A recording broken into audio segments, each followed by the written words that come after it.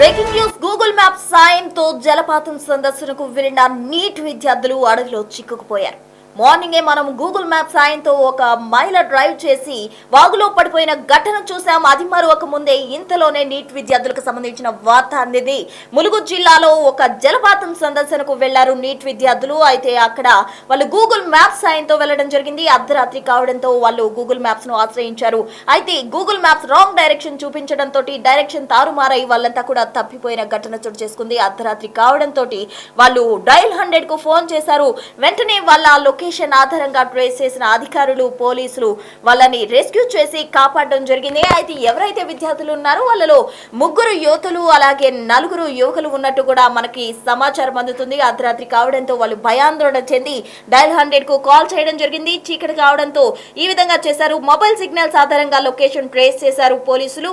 Trace చేసి వాళ్ళని rescue చేసి కాపాడడం జరిగింది. నీటి విద్యార్థులు 4 యువకులు 3 యువతులు ఉన్నట్టు కూడా మనకు సమాచారం అందుతుంది. అర్ధరాత్రి అడవిలో ఈ స్టూడెంట్స్ అంతా కూడా చిక్కుకుపోయారు. గూగుల్ మ్యాప్ సాయంతో వాళ్ళు వెళ్లడం జరిగింది. అయితే గూగుల్ మ్యాప్స్ సాయంతో వెళ్లిన వాళ్ళు అడవిలో చిక్కుకుపోయారు. దీనికి సంబంధించి తాజా సమాచారం అందించేందుకు మా ప్రతినిధి వేణు వరంగల్ నుండి సిద్ధంగా ఉన్నారు. వేణు చెప్పండి. అయితే గూగుల్ మ్యాప్స్ నమ్ముకొని నీట్ విద్యార్థులు అడవిలో చిక్కుకుపోయడం జరిగింది. అయితే వాళ్ళని రెస్క్యూ చేసి అధికారులు కూడా కాపాడడం జరిగింది. దానికి సంబంధించిన కంప్లీట్ డీటెయిల్స్ ఏంటి?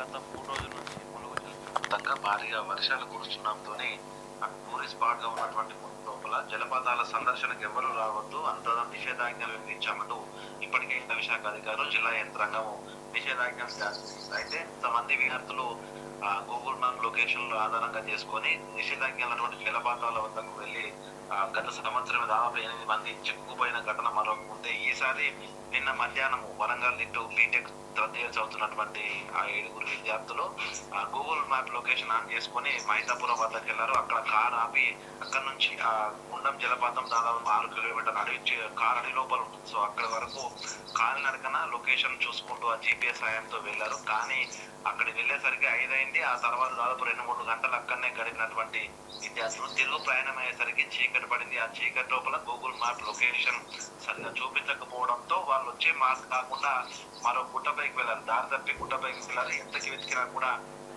వాళ్ళు ఆ కారు ఎక్కడైతే పార్క్ చేసిన స్థలం రాకపోవడంతో చివరకు భయాందోళనకు గురయ్యారు. దీంతో ఇక వేరే దారి లేకపోవడంతో డయల్ 100 ఫోన్ చేయడంతో పోలీసులు అదంతా అభయారణ్యం రిజర్వ్ ఫారెస్ట్ కాబట్టి అటవీ శాఖ అధికారులకు మొదటగా సమాచారం ఇచ్చారు. ఆ తర్వాత రెండు బృందాలు పోలీసులు అదేవిధంగా అటవీ శాఖ అధికారుల 2 సంయుక్త బృందాలు వాళ్ళ మొబైల్ లొకేషన్ ఆధారం చేసుకుని ఆ గుట్టపైకి వెళ్ళాయి.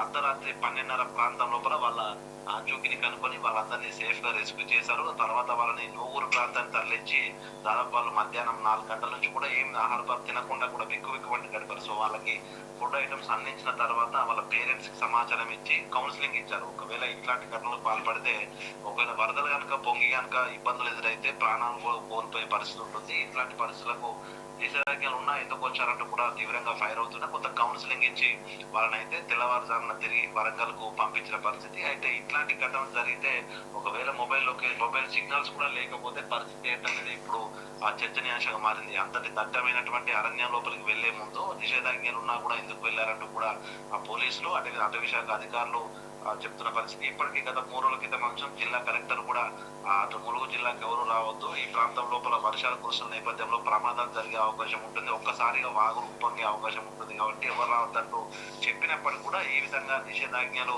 పాటించకుండా వెళ్లి ప్రమాదాల బారిన గురవుతున్నారు. సో ఇది ప్రస్తుతం ఒక ఉదాహరణ అంటూ కూడా అధికారులు చెప్తున్నారు. ఇక ఎవరు కూడా రావద్దు, పరిస్థితులు చక్కబడ్డ తర్వాత మేమే ఆ జలపాతాల సందర్శనకు అనుమతిస్తాం, ప్రకటన చేస్తామంటూ కూడా అధికారులు చెప్తున్నారు. ఏదేమైనా కూడా మొత్తంగా 7 విద్యార్థులు దాదాపు 5 గంటలుగా అడవి లోపల భయపడుతూ ఇబ్బందులు పడ్డా కూడా తిరిగి అధికారులు వాళ్ళను రక్షించడం, సేఫ్ గా వాళ్ళను ఇంటికి వాళ్ళ స్థలానికి పంపించడంతో కూడా అధికారులు కూడా ఊపిరి పీల్చుకున్నారు. మొత్తానికి మరికొంతమంది ఈ జలపాతాల సందర్శన కోసం అటు కొంగర జలపాతము అదేవిధంగా ఈ గుండం జలపాతాలు లోపల అడవి లోపల ఉంటాయి. సో వీటి వద్దకు ఎవరైనా వెళ్ళి ఉంటారనే కోణంలో కూడా ప్రస్తుతం ఉదయం నుంచి కూడా అటు ఫారెస్ట్ సంబంధించిన అధికారులందరూ కూడా నిర్వహిస్తున్నారు. ఇక అడవి లోపలికి వెళ్లకుండా సమీప గ్రామాల నుంచి కూడా అడవి లోపలికి దొడ్డిదారులకు కూడా వెళ్తుంటారు. సో అట్లాంటివి కూడా స్థానికులు ఎవరు కూడా ఎంకరేజ్ చేసేటట్టు కూడా అధికారులు అక్కడ స్థానికులకు సూచనలు ఇస్తున్నారు. మొత్తానికి ఈ రోజు ఎవరు రాకుండా కట్టుదిట్టమైన భద్రత కూడా ఏర్పాటు చేస్తామంటూ అటు అటవీ శాఖ అధికారులు చెప్తున్న పరిస్థితి.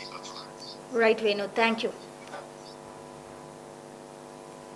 ఇక ములుగు జిల్లా మేతాపురంలో వాటర్ ఫాల్ సందర్శనకు వెళ్లిన నీట్ విద్యార్థులు అయితే గూగుల్ మ్యాప్ సాయంతో అక్కడికి వెళ్లడం జరిగింది. అయితే ఒక్కసారిగా వాళ్ళు తప్పిపోయారు.